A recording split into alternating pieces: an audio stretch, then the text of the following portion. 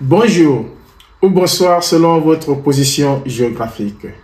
Aujourd'hui, 1er avril 2024, c'est avec un grand plaisir que j'aimerais bien souhaiter mes félicitations au nouveau président élu du Sénégal, M. Bassirou Diomaye Faye, avec son compagnon de lutte, M.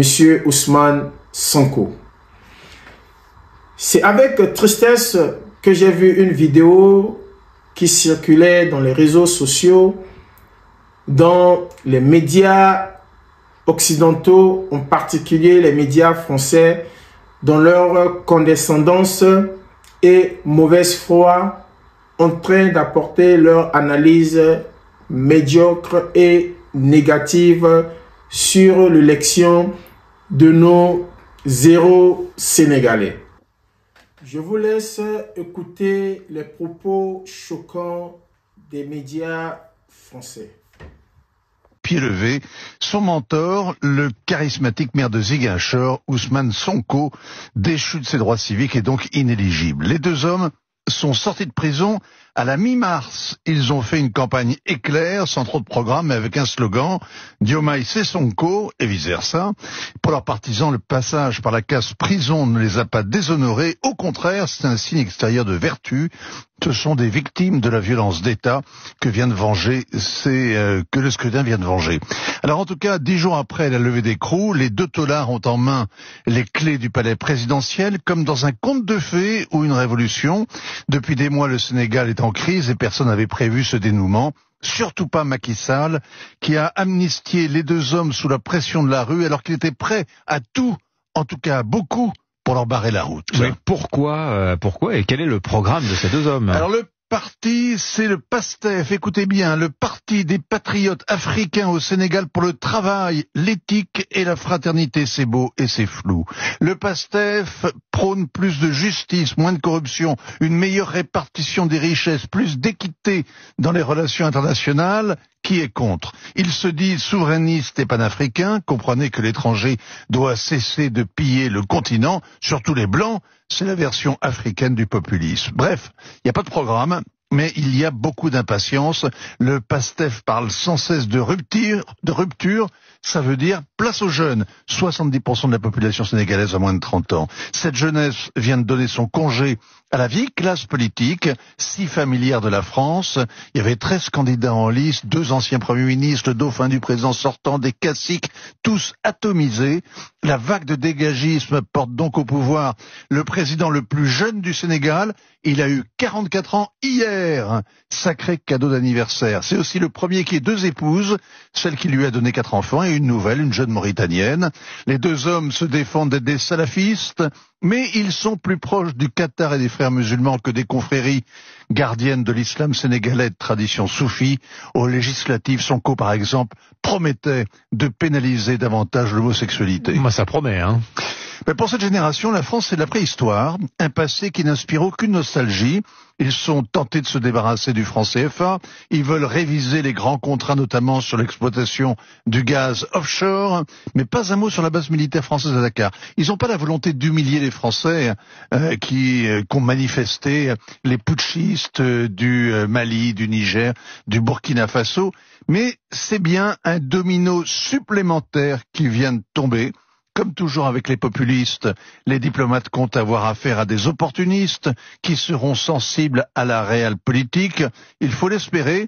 Sinon, cette jeunesse sénégalaise déçue prendra la route de l'exil, celle qui débarque tôt ou tard, au pied des Alpes ou au métro Pyrénées, dans le 19e arrondissement. Je crois que c'est dans le 20e, si je ne m'abuse, Vincent. Ah, mais peut-être avez-vous raison. Non. J'y vais rarement. J'y ai habité. Bonne journée. Merci beaucoup, Vincent Hervouet. Signature Europe 1. Quand les médias mainstream africains font des analyses sur la politique occidentale ou en particulier la politique française africaine, on les traite des panafricanistes radicaux ou des anti-français. Je pense que ces genres de propos qu'on vient d'écouter par des médias français sont insupportables. La jeunesse africaine ne tolère plus ces genres de propos car on a l'impression que ces médias n'ont aucun respect à l'égard de nos dirigeants africains. Alors, comment vouliez-vous pas qu'il y ait un sentiment anti-français? Ces propos sont des propos inacceptables. Certes, cependant, ils nous font croire que ces nouveaux élus n'ont aucun projet de société. Je vous laisse écouter le discours de M. Ousmane Sonko qui définissait leur projet de société. En écoutant ces projets de société, êtes-vous sûr que les propos de ces médias français ne sont pas une façon de dénigrer une fois de plus notre démocratie? Tant bien que mal que cette démocratie a été un exemple pour tout le continent africain.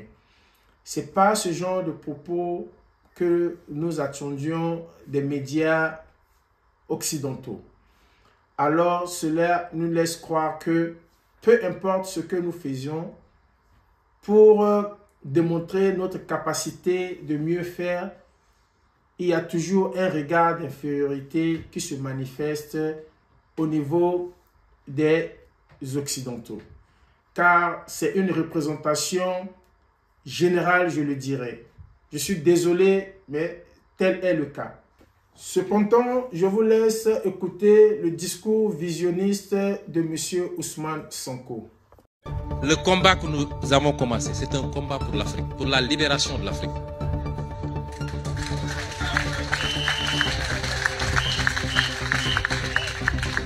Le mensonge, la domination, avec la complicité de nos autorités complexées devant l'étranger. Cela doit cesser et ça va cesser.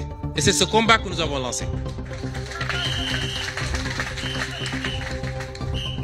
Le combat que nous avons lancé, c'est un combat pour la libération du Sénégal. Contre toute forme de domination, mais contre cette gouvernance scabreuse qui se relaie et qui s'alterne depuis 60 ans. Avec son lot de pauvreté, de chômage, de manque d'infrastructures sanitaires et éducatives, cela va cesser. Je lance un appel à l'Afrique, je lance un appel à tout le Sénégal. Parce que le projet dont on veut mettre un terme, et ceux qui veulent y mettre un terme sont nombreux. Ce n'est pas seulement Macky Sall. Ah non, ce projet gêne tout le monde. Ce n'est pas seulement Macky Sall. Ce projet qu'on veut arrêter aujourd'hui, l'Afrique, le Sénégal dans son ensemble, du nord au sud, de l'est à l'ouest, doit se lever et dire non. Parce que si on se permet de faire encore un mauvais départ, si on permet à ces gens-là de réussir encore leur coup de liquidation, comme ils l'avaient fait avec Mamadou Dia, comme ils l'ont fait avec Sankara, comme ils l'ont fait avec Lumumba, comme tout le monde, alors que le peuple qui est là à regarder et à commenter dans les salons, qu'il comprenne qu'il sera encore enfoncé dans sa misère pour 100 ans encore, minimum. Parce qu'avant de recréer le cycle, pour faire émerger une nouvelle génération et construire ce que nous avons réussi à construire, il faudra beaucoup de temps. Et c'est ça qui est en jeu. Chacun doit le comprendre et se préparer à ce combat que nous allons gagner par A ou par B, s'il plaît à Dieu. Alors, j'aimerais particulièrement adresser un message aux élus sénégalais, en particulier M. Bassirou Diomaye Faye et son compagnon de lutte, M. Ousmane Sonko. Soyez très très vigilants, car il y a des esprits maléfiques, des forces extérieures qui vont tenter de vous diviser le long de votre règne à la magistrature du Sénégal. Cela ne sera pas une tâche facile. Vous avez le soutien de la jeunesse africaine avec vous. Nous vous souhaitons bon vent et bonne chance. Sans oublier, je vous demanderai de continuer à partager au maximum mes vidéos car cela m'encouragerait à faire de plus en plus de vidéos. L'éveil de la conscience de la jeunesse vient de cette sensibilisation. Je vous remercie.